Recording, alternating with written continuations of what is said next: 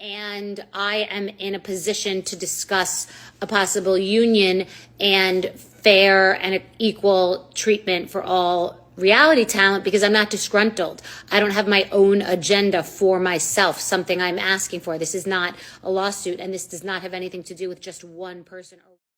Wait! What is the tea? The girls are fighting! No! Woo, child. After Bethany dragged Andy by his nose hair, attorneys Brian Friedman and Mark Jorbos have recently sent a legal letter to NBC's representative, Kimberly Harris, following Bethany's call for other reality stars to support the SAG-AFTRA strike. Frankel argues that they are being mistreated by the entertainment industry. We also are not really respected by the mainstream entertainment community. So what do unscripted performers need? Unscripted performers need specific language and terms in contracts that protects them versus exploits them. According to a legal letter acquired by Page 6 on August 4th, it was stated that the networks had positioned their celebrities through grotesque and depraved mistreatment and of making deliberate attempts to manufacture mental instability by providing their talent with alcohol, while depriving them of food and sleep, as well as denying mental health treatment for those displaying obvious and alarming signs of mental deterioration. They're also accused of distributing or condoning the distribution of non-consensual pornography and the distribution of revenge porn.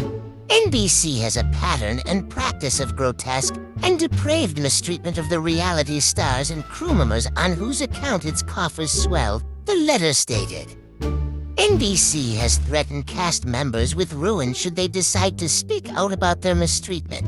As a result, the sordid and dark underbelly of NBC's widely consumed reality TV universe has remained under wraps for far too long, the letter added.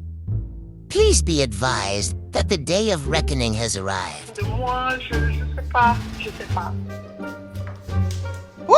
No, And indeed the day of reckoning is here. Someone needs to check on Andy. It's so messed up that they don't receive any residual check from the episodes. I hope they win their lawsuit. I hope Mariah from Married to Medicine is one of the people that's suing. Bravo treated Mariah terribly and her fellow cast members failed to protect her. I hope she obtains the justice she deserves. As for Neen, despite her diva-like behavior, she also deserves justice. It is one thing to be fired due to being the highest-paid housewife and acting like a diva, but it is unjust to prevent her from earning money outside of the show. After all, they do not receive any compensation from their old episodes, so how are they expected to survive? A one-time payment is simply not sufficient. For far too long they have been taken advantage of, but now it is time for restitution. What are your thoughts on the lawsuit, dear listeners? Who do you believe will prevail?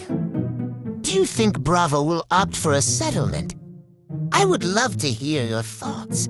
Before leaving, please check out this clip of the attorney dragging the mess out of NBC Universal.